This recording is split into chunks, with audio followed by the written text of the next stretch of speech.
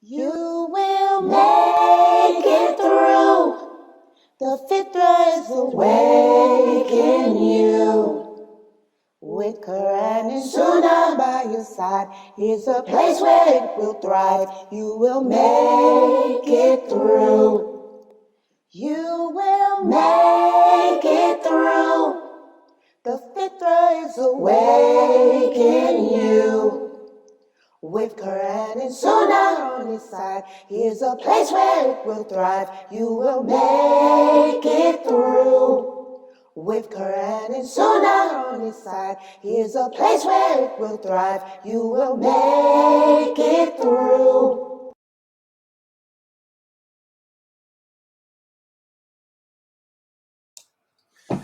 Okay, in alhamdulillah, wa salat, wa salam ala wa rasulallah. I want to welcome everybody to the first class that we have for tonight, which is my Aqidah class. And this is the class whereas we are studying what the true belief system of the Muslim should entail. And let's see if I ask that question to someone today, will I get a real thorough answer? Who can tell me, what does our belief system entail? If a non-Muslim or a person that was interested in Islam, let me put it that way, say one of your co-workers or one of your schoolmates approaches you, they tell you that they are impressed by you. You have been a positive role model for them, and now they want to learn more about your religion because they understand that what differs you from them is your belief system.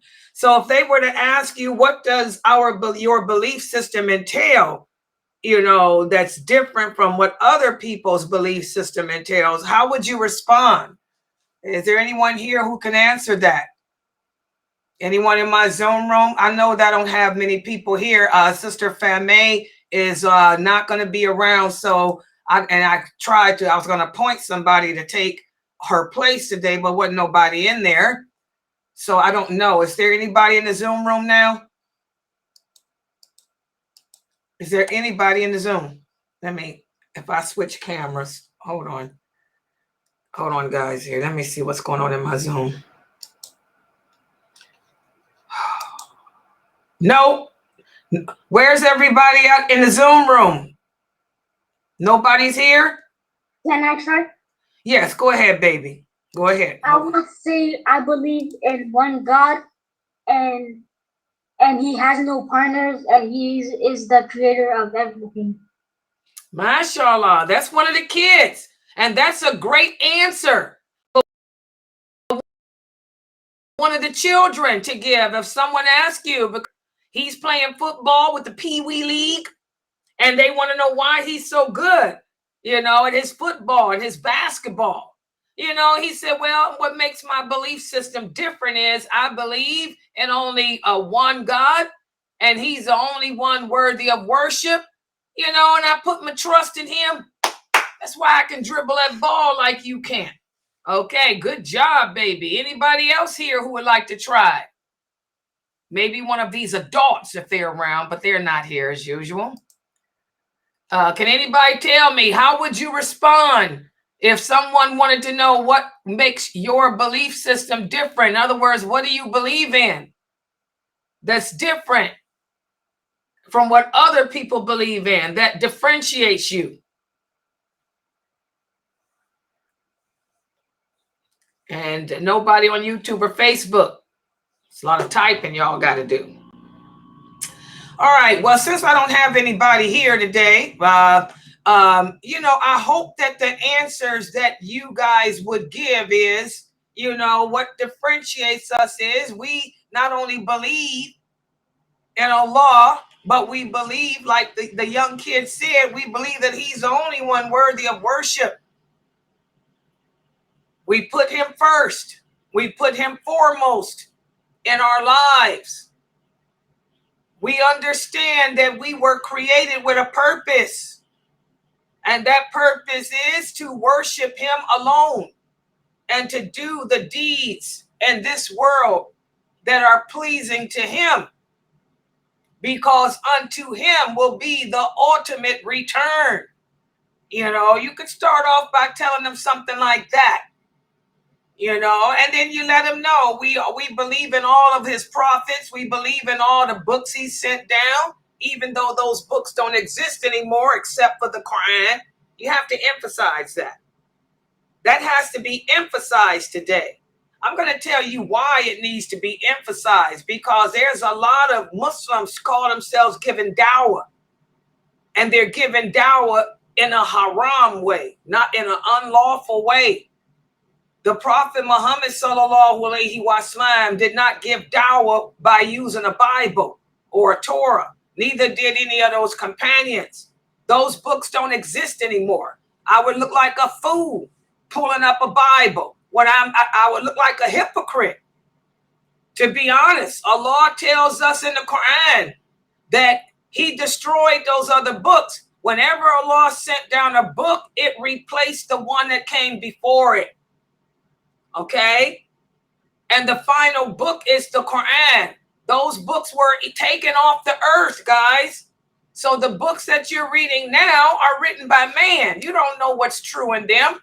You don't know what's false in them. That's why the Prophet in the authentic hadith, and the source is Sahih Bukhari, the Prophet sallallahu alaihi wasallam told Umar, stay away from that. You don't know if what you're reading is true or if it's false. Leave that alone. Leave that book alone. The only book that mankind and jinn is to follow is the Quran. He had to tell Umar, radiallahu anha, he said, oh, don't you know if Moses were here today, he'd have no choice but to follow me and my book, my way, my example. So this is a big innovation that's going on in the world today. And it's one of the reasons why we have a high apostasy rate as Muslims. It's also one of the reasons why Muslims are so misguided. They can't answer basic questions about Tawheed because they're too busy being indoctrinated with the Bible. Okay?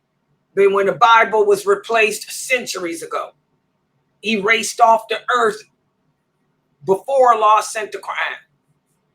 All right, so I would tell them that. I would emphasize that we believe in all the books that Allah sent down, even though none of them are in existence today except for the Quran.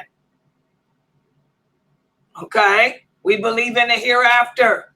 Everything Allah tells us about it. We believe in the unseen. Everything Allah tells us about it. And that's important too. What Allah tells us, not what man tells us. We have to be careful because we're living in the days of fitan, where the men are issuing fatwas about what we should believe. And those fatwas contradict what Allah said. And that's one of the signs of the last hour. Okay? We believe in the hereafter. Everything Allah said about it, judgment day, paradise, and all of that. And then we also let them know that there's a second part of our belief too, being that we believe in all those things that Allah commanded us to believe in. We also have allegiance to him. As Muslims, what is it that differentiates us? What differentiates us, what separates us from the Christians and Jews is our allegiance and disassociation, because they didn't do that. Our allegiance is to Allah. Our allegiance is to the Prophet Muhammad sallallahu alaihi wasallam. Our allegiance is to any Muslim in the world, no matter what color they are, where they come from, what language they speak. And our allegiance is to this religion. And being that our allegiance is to those four things, that means I'm going to disassociate myself. I'm going to disassociate myself from anything that's not a part of my religion. That's why I don't celebrate holidays. That's why I do not participate in gender reveal parties, because gender reveal parties is not a part of my culture, which is Islam. Islam has its own way of welcoming a child. We have what's called an akika. Your gender reveal is not a part of my way. That's something that non-Muslims came up with. So I don't take part in your non-Muslim festivals. I don't take part in your non-Muslim gatherings.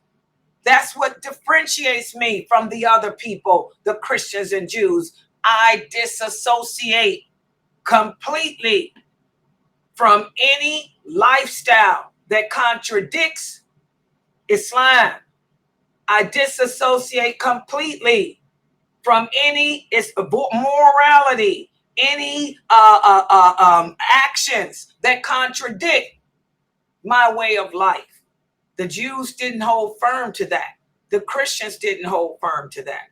But as Muslims, we're supposed to. And that's what we talked about yesterday, sadly. Sadly, these principles are not being upheld. Sadly, they're becoming abandoned as each generation of people arise. Those principles are becoming more and more abandoned. We're living in the days in which Islam becomes strange. And that's what we talked about yesterday. The days in which Islam becomes strange. Who can tell me, how does Islam become strange? How has Islam become strange? Is there anybody here in the Zoom room now that can answer that question? Islam has become strange in the proper way of dressing, that we are supposed to dress as Muslims, like women wearing clothes properly covering their bosoms, you know, being modest in their appearance, how they're speaking, is being replaced by shorter things, tighter things, things that are revealing their figures to people that shouldn't be seeing their figures coming outside the house. So we have Muslims looking at this and looking at the people who are doing this properly and looking at them with a side eye, like you're a strange individual, the way you act, the way you're dressing. So they're basically just, transforming to what's current nowadays, what's popular, instead of going to what Allah has said, that we should be presenting ourselves to the world different, unique. And that's what I see strange as. Good job. She gave one good example. And one of the examples as to how Islam has become strange is how we don't even dress the way, how Muslim women are not dressing the way that Allah commanded. How else has our religion become strange? Good job. And by the way, the men don't dress properly either. The men are not dressing. Yeah, go ahead. People they went back to doing what they want to do instead of doing what Allah told them to do. Exactly. It's become strange again because we're no longer living by Allah's laws. We're not obeying him. In fact, we're openly committing sin. The way we dress inappropriately as Muslim women, that's an open sin. That's open defiance against the law. The way the brothers are refusing, to treat, to provide and maintain their families the way Allah commanded. That's an open sin too, because everyone can see that your wife is out there making the money and you're doing nothing except sitting on the internet trying to get hits. Good job. How else has Islam become strange? Anyone else? Also, Islam is becoming strange in the knowledge, because what the Prophet ﷺ did and said, the things that's becoming strange because we don't know it. We don't know anything about the companions or anything. So when you mention anything about what the Prophet said, they'd be like, huh? Who said this? My sheikh said this. My imam said this. What are you talking about? So that's how it's becoming strange too. Exactly. We no longer practice this religion the way the Prophet Muhammad ﷺ brought it. And like we said, the example of the Bible. The Prophet says this, he told Umar, is this what I came here with? For you to sit here and hold a Torah and read a Torah to me when you know darn well that book doesn't exist, that's just a broke off copy? Did I come to teach you that? Or did I come to teach you Quran? Okay. Instead of us getting back to the traditional Islam, basing our knowledge with the understanding of the companions. That's the main thing. That's what she's trying to say here. We're practicing Islam in a watered down way. Our understanding of how to dress as a Muslim woman. Instead of us having the understanding that Aisha radiallahu anha had, her understanding of as to how a Muslim woman should dress was not wearing a burqa. The Arabic women didn't even wear burqas. They didn't even know what that crap was. That didn't exist, not in their culture. Aisha's understanding as to how a Muslim woman should dress properly. Her understanding was not a burqa. Her understanding definitely wasn't gloves. By the way, they didn't even know what gloves were. They had gloves that they wore to hold their swords with. But they don't know what no gloves was not a part of them either. Okay? Her understanding as to how a Muslim woman should dress was not walking around in black either, or dark colors.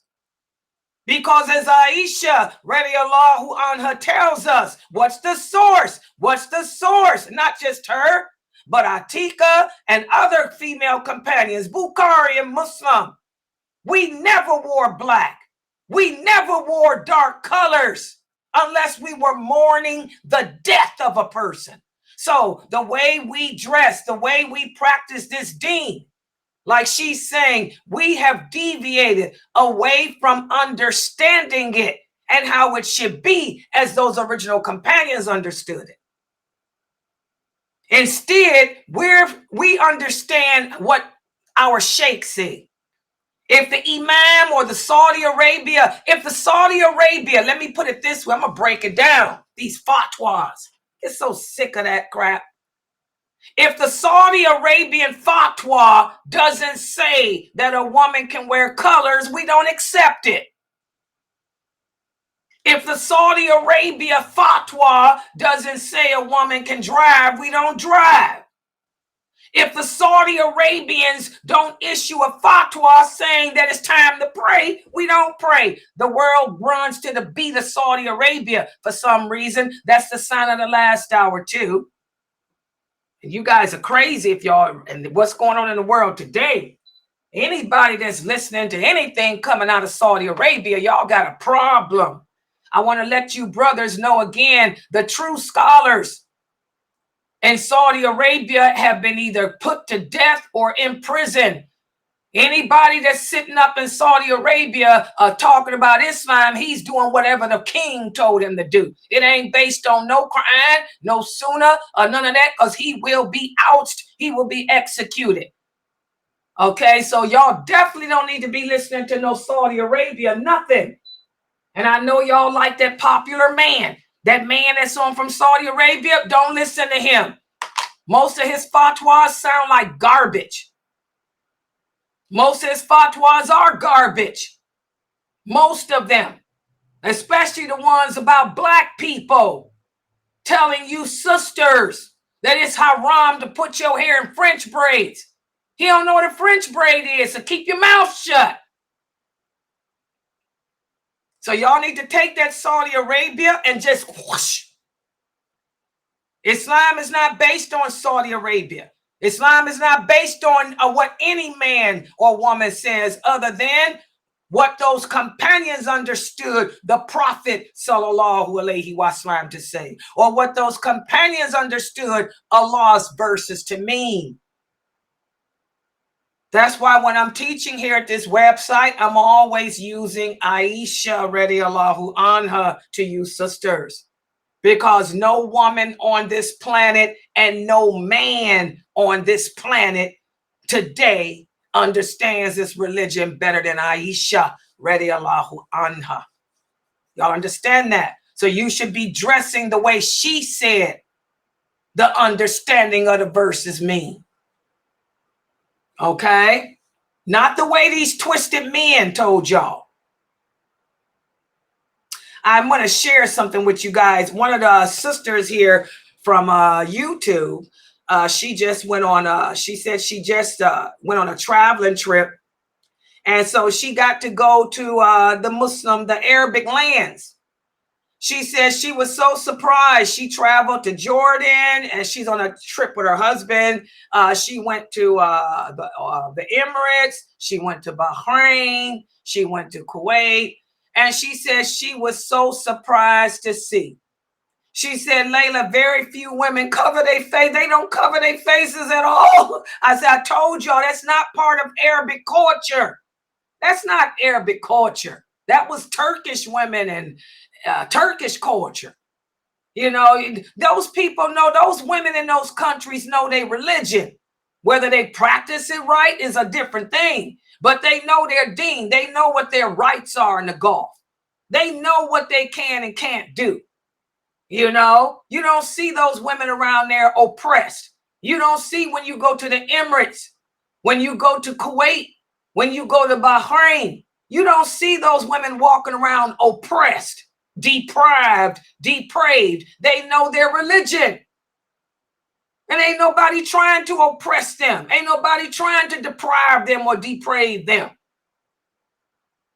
So you sisters here in the West, y'all got to get it together. It's the Muslim women in the West that don't know. The Muslim women in the West have been filtered. The religion has been filtered and watered down to you based on an understanding of some man, but not the understanding of a man that's from those original companions. Because guess what? None of the original companions told you women to walk around and look like that either. None of them said a woman got to dress like that and look like that either. It's not Arab culture. Okay? But what you sisters have done, those of you who do dress, you've transgressed the limits. Because again, you're not covering that bosom. And again, this is the summertime. Flat, open-toe shoes are haram. I keep having to tell you sisters that. Another sister emailed me. You cannot wear sandals that have the top of your feet showing. The top of your feet is part of your aura. Your face is not your aura. This, as Aisha radiallahu anha said, this is not your aura. What y'all see, this is what's meant by what shows naturally thereof. If I reach up to grab a box, if I reach out to stop, this is what naturally appears thereof. This is the understanding of Aisha radiallahu anha, Ibn Abbas radiallahu anha, Ibn Umar radiallahu anha, Umar, Abu Bakr, all the companions except for one, Ibn Masud, of course. But Ibn Masud don't out-trump none of those others. All right, so, you know, subhanAllah, sisters, the top of your feet, as Salama said, the top of your feet is part of your nakedness. So if you're gonna wear sandals, wear closed-toed. Go to Amazon. There's beautiful, they call them clogs, mules, M-U-L-E-S. I got a bunch of them in all different colors. Nice heels, you know, the wedge heels like I like is good for women like myself. Elderly women, take note. The mules are on sale for $30 on Amazon. Different colors with a little bling on them. Hello, closed-toed. And they're good for women with knee problems, back problems, because they're the wedge heel, which is what all doctors recommend for us with knee issues, and they're soft and cushiony. I bought some. I wore them. Girl, my feet just sink. Feels like I'm walking on air. But no, you sisters cannot wear them open-toe shoes. Take them off, throw them away, give them away. It's haram. The top of your foot, not the bottom. The top of your foot is part of your nakedness. Okay, so these are some of the examples as to how Islam has become strange. Instead of us abiding by the laws and the rules as set by Allah, instead of us having the understanding as to how to practice this religion that those original companions had, we're watered down and twisted. And that's where the strangers come in. That's where the strangers come in. And we went over that hadith yesterday in this class. We broke it down. Who can tell me who are the strangers? You had an answer. You had an answer on YouTube for the previous question. Sister Awa said it becomes strange while when we greet one another, they will act as if they don't know how to respond back. That's another example how Islam, good job. That's another example how Islam has become strange. The greeting will disappear. That's another one of the signs of last hour. We'll talk about that in that class too. The greeting will disappear to the point where you say, Assalamu alaikum. Another person look at you and say, what are you talking about? We don't speak that way. My great-great-grandfather used to. You crazy. Get out of here. And they'll say, what's up? You know, or they'll do the kafir greetings. Okay, so those are examples as to how the religion will become strange. So who can tell me who are the strangers? In that hadith that we went over yesterday, who are the strangers? And one of the companions asked the Prophet sallallahu alaihi wasallam that when who are the strangers? What did he tell him? Who can answer that?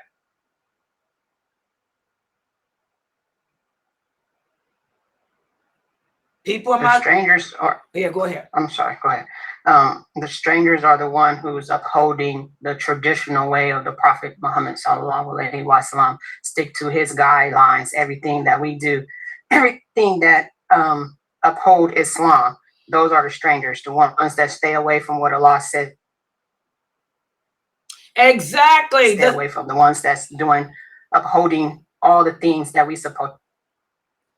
Exactly. The strangers are those who adhere to what the Prophet Muhammad sallallahu alaihi wasallam, and what else?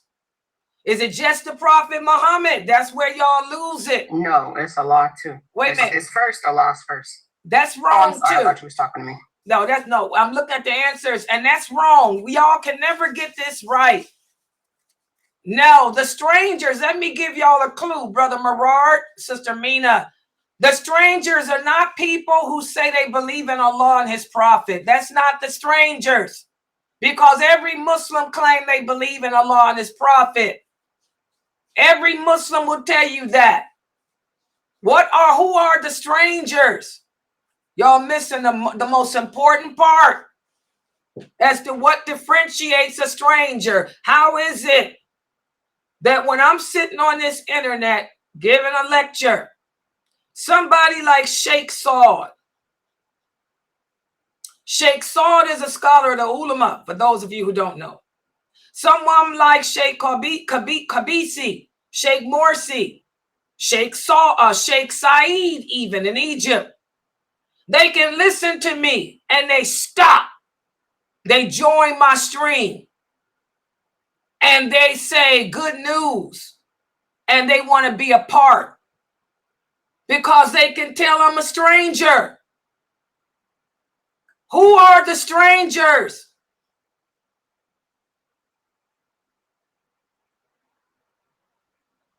And that's not correct either, Ahmad. Ahmad said they stick to the Sunnah of the Prophet. Nope. Nobody getting it. Who are the strangers, Muslims? That the Prophet. What? No. Who are the strangers? I want a complete answer. Who are, and it's a simple answer. Who are the strangers? Can you hear me, Sister Layla? Yeah, but you keep breaking up for some reason too. I think it's my internet. I don't know. I'm sorry. Okay. I just said that the ones that's trying to live their life in honoring. Can you hear me? In honoring who? Did it break up for her again? What's wrong? Yeah, she breaking up. She got dead places in her house. Oh. Ooh. Okay. Anybody else? Mina's trying. Who else in that Zoom room? All my students, every student that I have should know that answer. Who are the strangers? Get on that microphone, whoever y'all are. This is sad. We can tell that we in the last hour because y'all don't remember anything that y'all supposed to remember. The good stuff that y'all should remember, y'all don't. Go ahead. It's a small handful of believers who try to adhere to the Sunnah. No. The strangers are those believers who only take what they can from this world. They No. That's a different hadith anyway. No. Y'all don't get it. Anyone else? Give me a thorough, correct answer. When the Prophet ﷺ talked about how this religion would become strange, like we see it today, women don't dress right. Men don't dress right. People don't understand how to practice this religion correctly. But they're all on YouTube. They're all on Facebook. Everybody's got their own YouTube thread, their Facebook channel. You know, we all believe in Allah. We all following the Sunnah. We all Aql Sunnah wal Jamaat. That's the word that y'all hear them use. I don't use Arabic with you guys. But you all hear, we're Aql Sunnah wal Jamaat. That's what they're saying. We're all Quran. We're all upon the Quran and Sunnah. That's why I'm saying your answer's not right. Who are the strangers? And you can recognize them. I can tell who they are. They can tell. We can tell because there's something that sets us apart from all those people that claim to be Aql Sunnah wal Jamaat. Who are the strangers? They distance themselves. No. That's Wal Bara. Provide evidence from the Quran. No. Now you're talking about teaching. Who are the strangers? No. And that hadith tells who it is too. That shows how y'all don't remember the hadith. The brothers are in here now saying, wow. They saying, Layla, we see. Y'all see. Y'all better break that Arabic stuff down to these people. Sheikh Khalid. You better break it down, Sheikh Khalid. Yeah, he's saying, wow, Layla. Yeah, wow, Sheikh. Who are the strangers?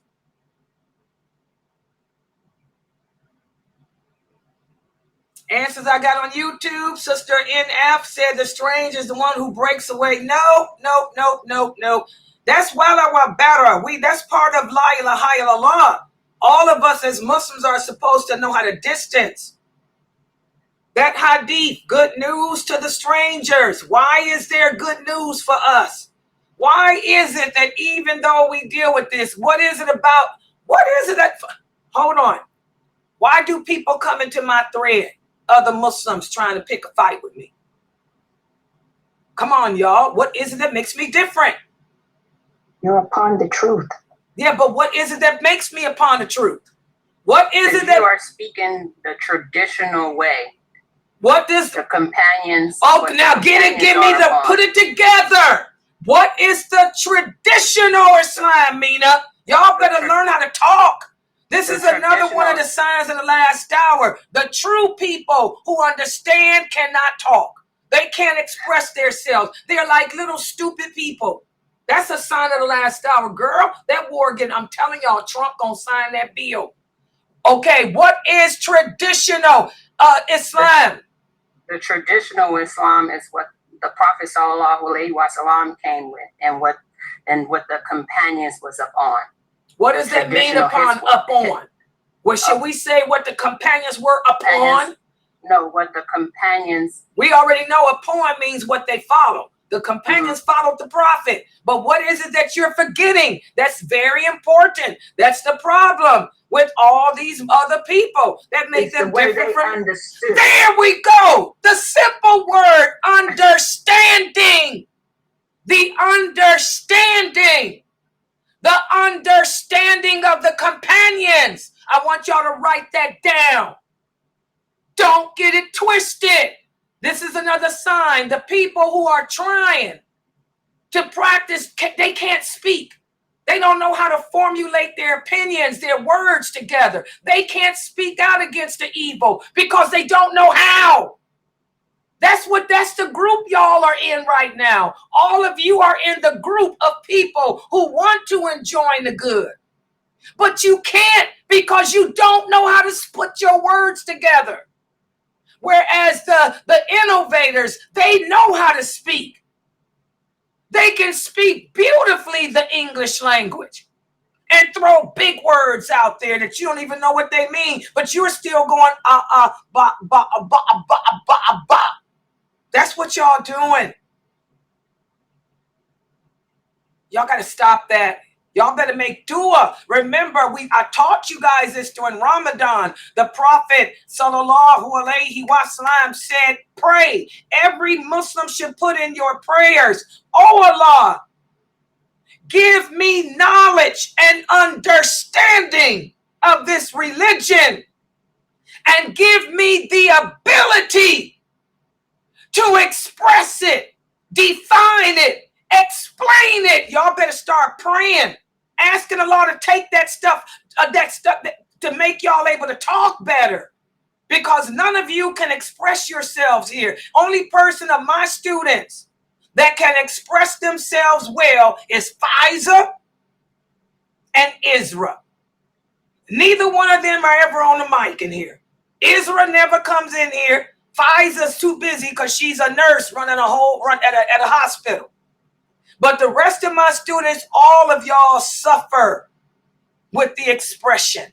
That includes Amina Fresno too, and Anissa too, and Sabrine. Y'all in that group, you know the truth. You want to enforce it. You want to teach it, but you can't because you don't know how to express yourself.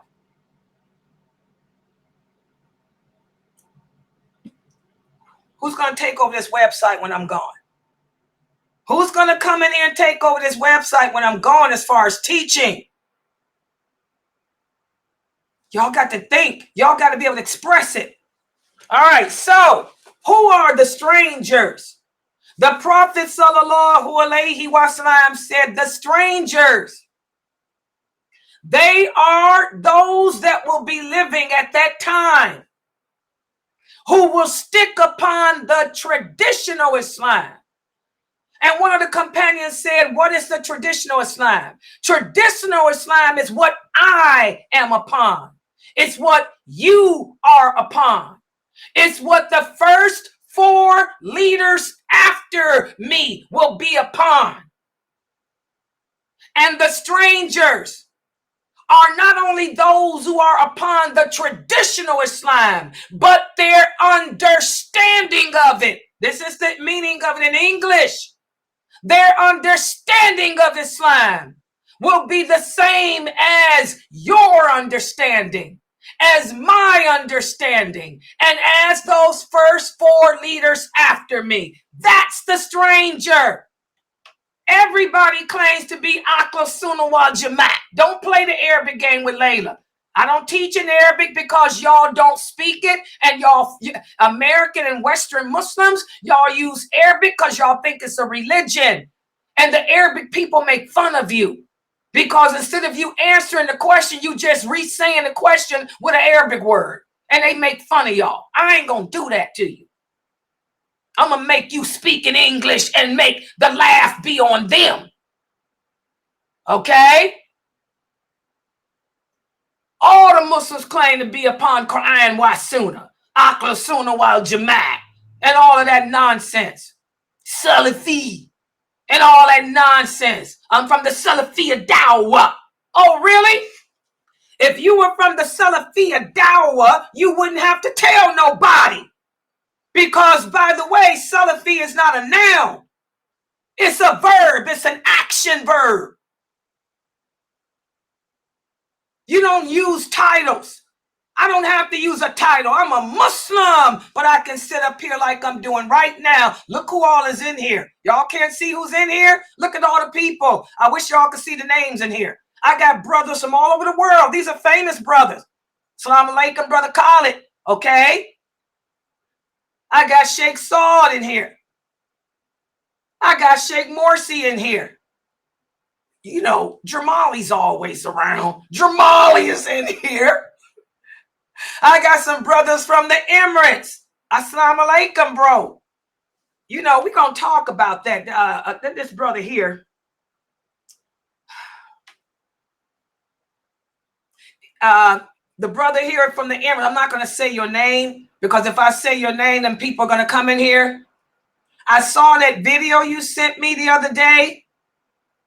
I was supposed to email you back. MashaAllah, it was good. But you're going to have to stop debating with these people, Aki. Okay, you know who I'm talking, who he is. Yeah. But I got a lot of brothers in here, you know, right now that do know the religion.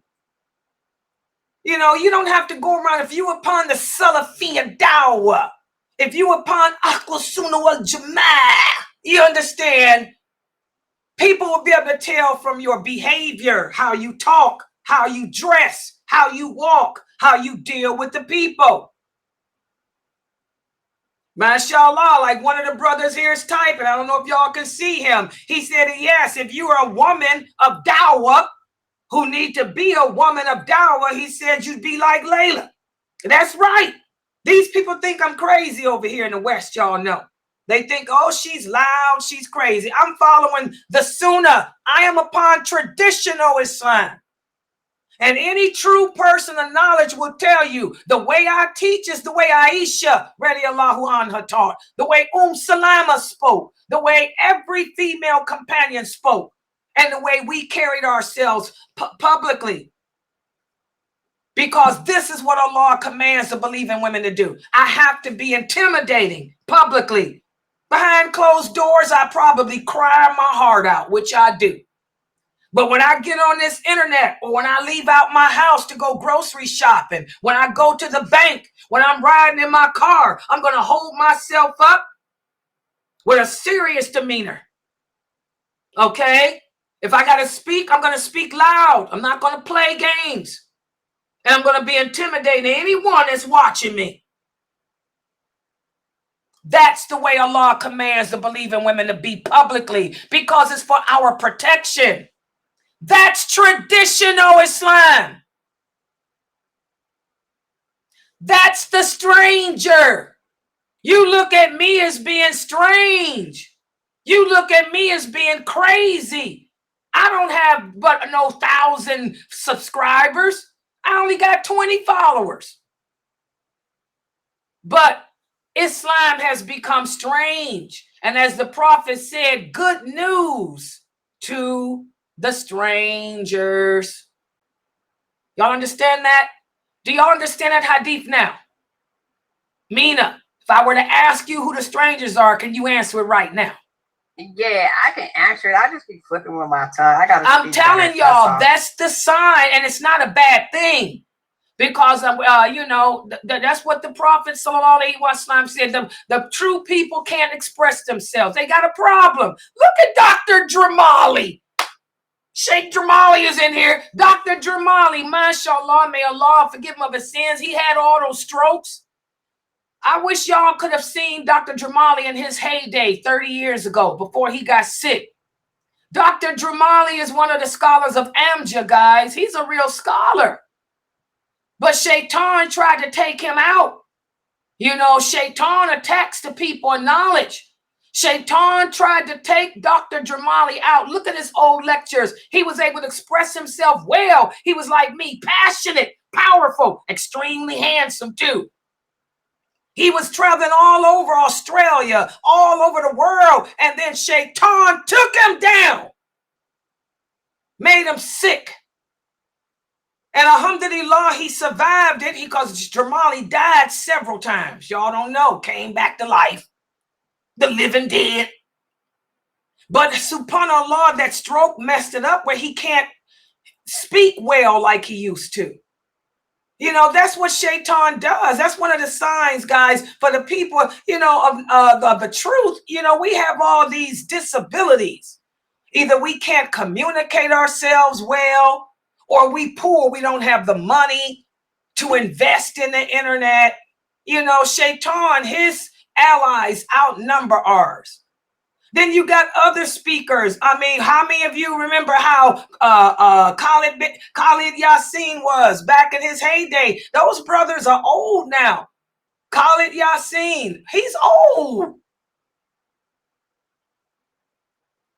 Subhanallah. The good speakers are old, man. So this is Islam becoming strange. And is that like what the sister talked about, how she have a problem with, you know, her expressing herself? Is that the same thing like how Prophet Moses was going through, and how he told Allah if he can send like you know, his brother to help him because he had like, you know, he used to stutter. Moses alayhi salam had a speech impediment. He used to stutter. So that's why he asked Allah to send Aaron with him, so Aaron could talk for him. You know, this is what happens, guys. We can't express ourselves. I want y'all to work on that. And you can overcome it, because I was born with a speech impediment. I used to stutter. My mother would tell you I stuttered really bad. I had to take speech classes. And then I made dua as I got, when I was 12, 13, 4, I started making dua, asking Allah to bring me out of that, to make me be able to move my tongue, control my tongue better. And I can speak. Look at me now. Okay. Look at some of my lectures from back in 1980. My lectures are all on the internet. Look at my classes from the 80s and 90s. I used to speak differently, but I've been working on it. And subhanAllah, so you sisters can change that. Y'all need to make dua, asking Allah to give you the ability to express yourselves. And stop clamming up, because that's the message of the truth can't get out there because you can't convey it properly. But you got those innovators. You got all these famous other brothers sitting here selling you tickets to hell because they can speak well and they don't have the knowledge. Yeah. All right. Exactly. Yeah, Brother Abdullah said they don't follow the hadiths. Exactly. A lot of these speakers don't believe in the hadiths. Those are the Qadariya. The Qadariya, they don't even believe in the hadiths. And they got so many platforms on the internet teaching Islam, so they call themselves. Okay. All right. So that's what we talked about. The strangers, what separates them. You don't have to go around calling yourself Salafi. I don't use that title at all. But people know what I am and what I'm upon by listening to me speak. All it takes is 5 minutes. You can listen to a person for 5 minutes and tell what they're upon. Like I was telling you sisters in the Zoom room. I listened to the recording in 5 minutes. I said, oh, Mu'tazila. I ain't got time for no Mu'tazila. I ain't got time for no Sufi coming up in here with those watered down beliefs about Allah's creation and the Qadr, and thinking that we can't use certain words because it'd be offensive to people. That's Qadr. That is Mu'tazila. Nope. 5 minutes. That's all you need to listen to a person. All right. So today what we're going to do in this class, and I really like how Sheikh Kareem Abu Zayd, and by the way, that's the book. Hold on. One of the brothers here says he wrote a book. He wants to know if I'm going to play. No. No, Sheikh. No. The Sheikh, one of the brothers here says, Sister Layla, I got a new book out. I want to know if you're going to teach it and promote it for me. No. The only books I use on this website, The Bright Belief System of Kareem Abu Zayd. This is part of our curriculum now. And I use Sheikh Muhammad Saeed Atli, the old man. I use the old man's books, hadiths. That's it. So no, I ain't promoting nobody else's book, even though I love you for the sake of Allah, Aki. Okay. All right. So today what we're going to do is move on in this chapter. This is pages 253. No, this is 258. 258. Okay, 250. Yeah, we stopped on 57 yesterday. Yeah, this will be 258 through 260. 250, excuse me, 258 through 260 of the book.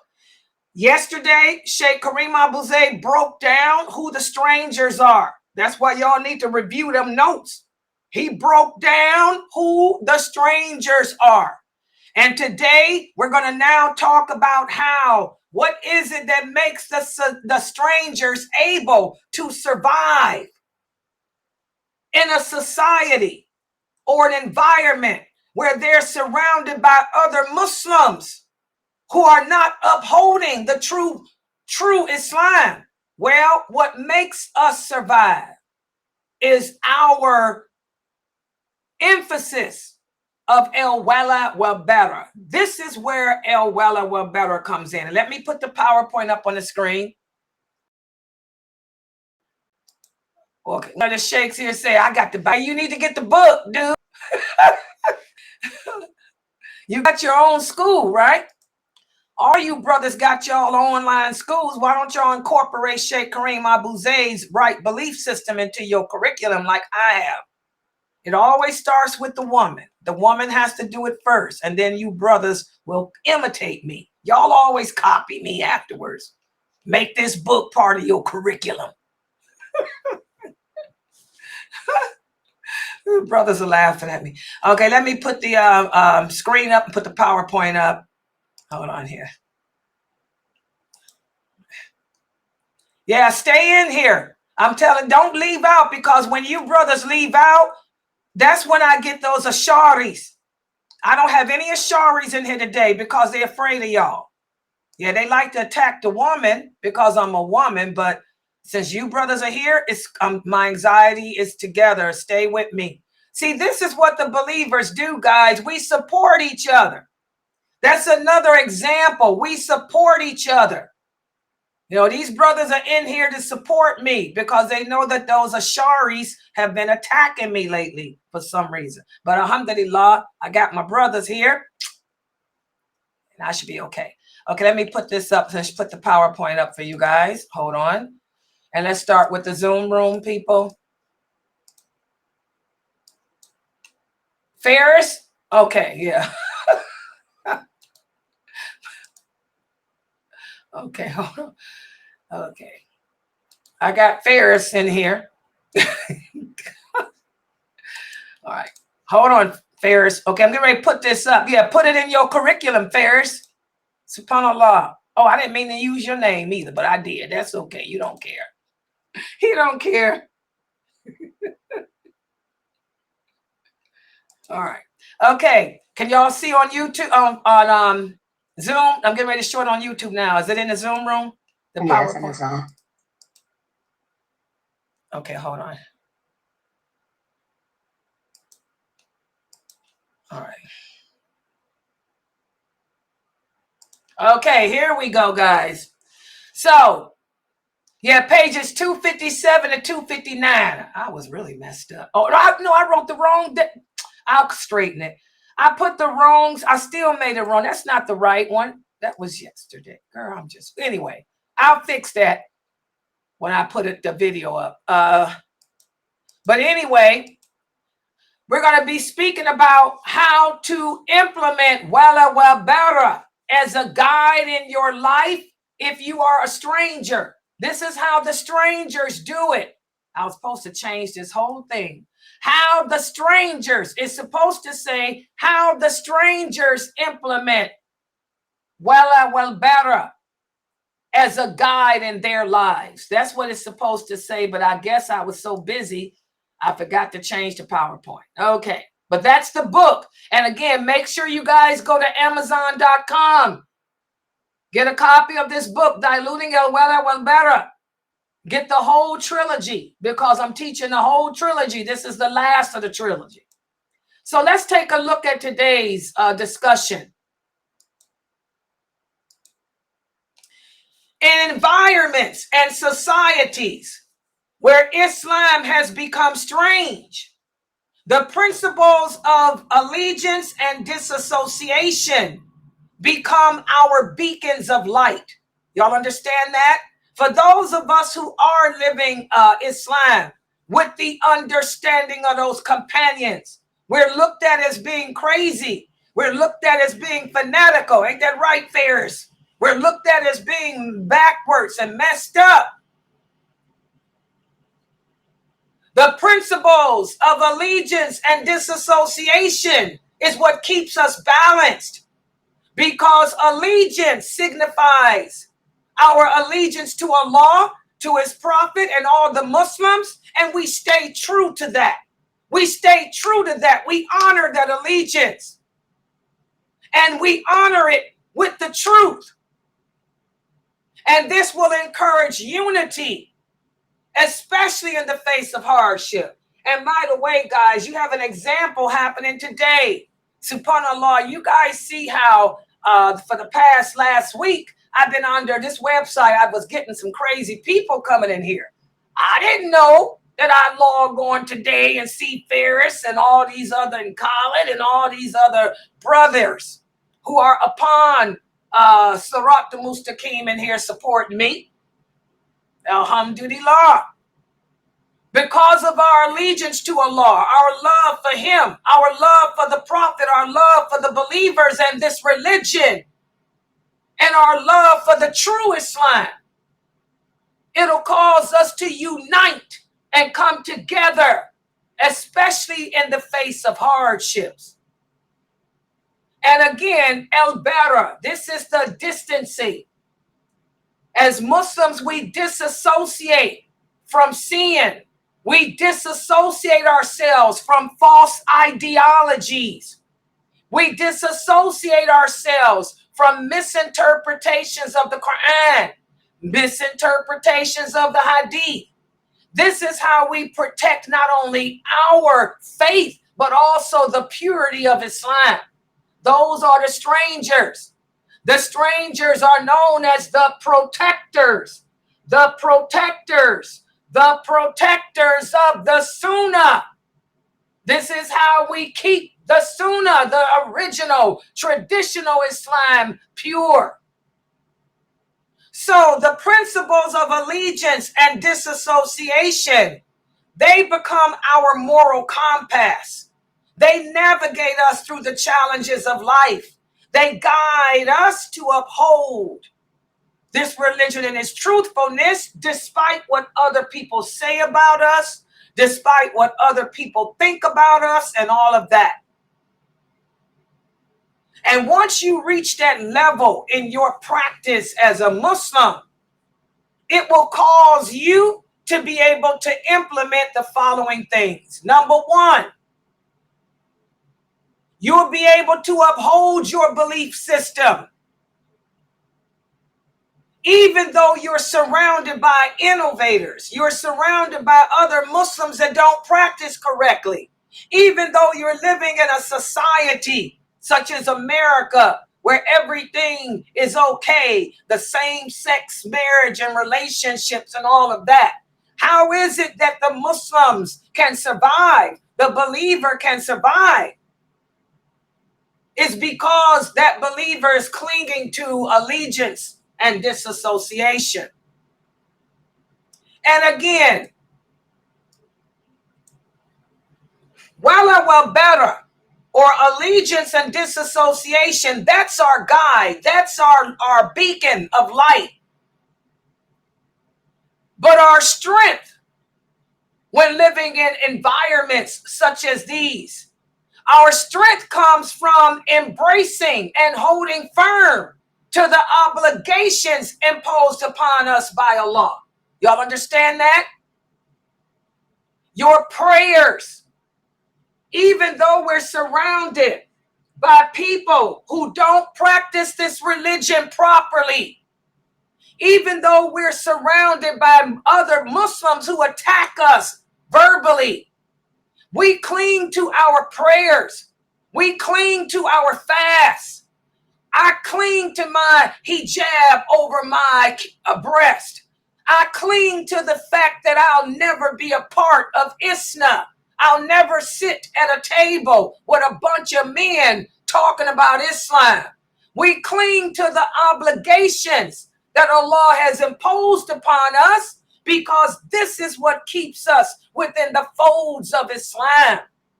This is what makes it easy for us to uphold that traditional Islam. Y'all understand that? Also, another example. That's an example of al-wala, allegiance, holding on to the obligations. Now I'm going to give you an example of Wal Bara, disassociation. I'm going to detach myself from any actions that compromise my belief system. Even though all the Muslims in the masjid are throwing a baby shower for another sister, I'm not going to go. I'm going to let them know this is not our way. This is not the way we welcome a child. We're Muslims. We're supposed to be different. We have an aqiqah. Wait until the sister gives birth, and then we'll have an aqiqah for her and bring her gifts and sacrifice the lamb and all of that and give in charity and thank Allah for blessing her with this baby. That's Wal Bara. I'm going to detach myself not only from sinful actions, but I'm going to detach myself from anything that's not a part of my way of life. I don't care that all the Muslims celebrate birthdays. Celebrating birthdays is haram because this is an act of worship. We only worship Allah. The Prophet Muhammad sallallahu alaihi wasallam was clear before he died as he lay on his deathbed. He said, don't do to me what the Christians did to my brother Jesus. And here we got Muslims who are now celebrating the Prophet Muhammad's birthday too. See, the strangers don't indulge in that. The strangers adhere to the principles, the laws and rules of Islam, and they use Wal Bara, to hold firm to it. Also, another example. We had a question yesterday about that the marijuana plant. Remember my answer I gave yesterday? The brother asked me, he said, Mufti Mink put out a video saying it's okay to use the oil from the marijuana plant. What did I say? I said, no, stay away from that. Because Allah tells us don't go near anything that may even lead to sin. So that's part of Wal Bara. I'm going to distance myself, refrain from participating in anything that can lead to sin. So I'm not going to use the oil of the marijuana plant. I'm staying away from it. Just like I'm not going to take the horn of a wild boar. A wild boar is in the pig family. I'm not going to take the horn of a wild boar and suck on it. Because Allah has forbidden us from eating swine, the flesh of swine. I'll take that horn and use it to make some shoes, but I'm not going to give it to my baby to teethe on. Come on, guys. The strangers, they not only fulfill their obligations, but they also detach themselves from any sinful actions or whatever may lead to it. Y'all understand that? So again, we can see that how is it that the strangers remain strange? They remain strange by implementing Wal Bara. Those principles act as a guiding compass to steer us away from that which will take us away from the traditional Islam. Y'all got it? I want y'all to pay attention to these verses of the Quran. And I really like how Sheikh Kareem Abu Zaid, he put these verses of the Quran here. May Allah bless you, Sheikh Kareem, forgive you of your sins. Ameen. And may this whole trilogy, may this trilogy be the means of his entrance into paradise, because he's done a lot for the English speaking world, putting this trilogy together, which breaks down the meaning of that shahada like he has. Pay attention to these words here, guys. Allah says in the interpretation of the meaning, successful indeed are the believers. And then Allah tells us who they are. He says they are the ones who offer their prayers. And they offer them out of sincerity and with submissiveness. And also, who are the believers? They are those who turn away. Y'all see that? Distance themselves. Wal Bara. They turn away from all dirty, false, evil, vain talk, and anything else that Allah has forbidden. And there's the dalil. For that answer I gave y'all, I don't care what Mufti Meek got to say. He ain't nobody. He's not a companion of the Prophet, sallallahu alaihi wasallam. So his understanding is not correct. We're supposed to practice this deen with the understanding Umar said. And what did Umar radiallahu anhu say? He say anything that intoxicates or befogs the mind is khamr. Marijuana it gets you high. It's an intoxicant. And also Umar radiallahu anhu said, stay away from it. Stay away from anything that can lead you or tempt you to fall into sin. So I'm going to do the understanding that Umar radiallahu anhu had when he was asked about using oils. Like I tell y'all, there's no question that y'all can come up with today that those original companions ain't already asked.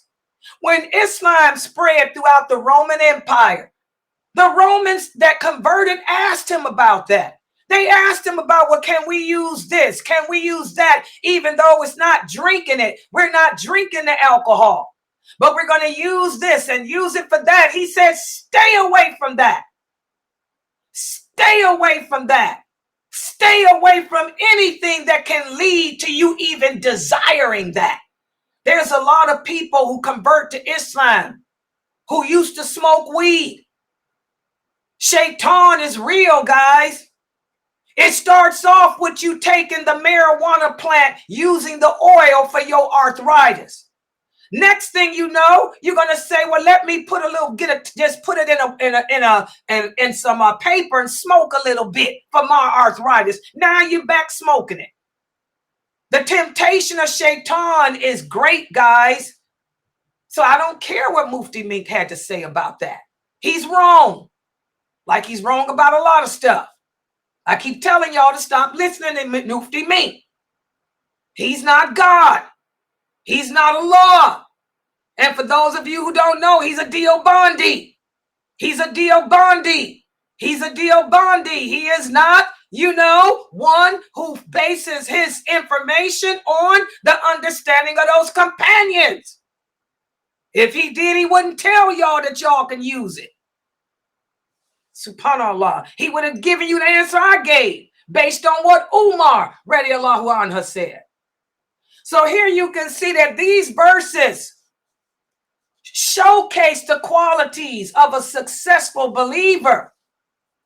And the successful believers are those who implement allegiance and disassociation. Remember, the Prophet sallallahu alaihi wasallam told us to stay away from that which is doubtful. If something is doubtful, stay away from it, because that's how you protect and preserve your religion, your integrity, and everything else.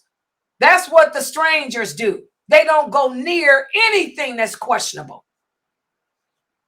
Also, these verses, especially the first one, it highlights how the believers are dedicated to what they claim to believe in. And they're strong and resilient when faced with challenges in life. And they maintain their obligations to Allah despite any hardship they may go through. How many of you people stop praying because your husband is mad at you? Oh, yeah. I had a sister text me the other day. She said, Sister Layla, I feel so weird. I haven't prayed in a week. I asked her, why haven't you prayed? You got your menses? She said, no, my husband's mad at me and I just don't feel like praying. She said, I can't eat, I can't drink, and I just don't want to pray. I said, so are you now your husband has become your God? I said, so now your husband is your God. Because your husband's angry at you, you're going to say, forget Allah. You're going to neglect your prayers. You're going to neglect your home. You're going to neglect your hygiene. You're going to neglect yourself. When Allah commands us to take care of our bodies, to take care of ourselves, that he hates ugliness, he loves beauty. I told her, you have to stop worshiping your husband and worship Allah.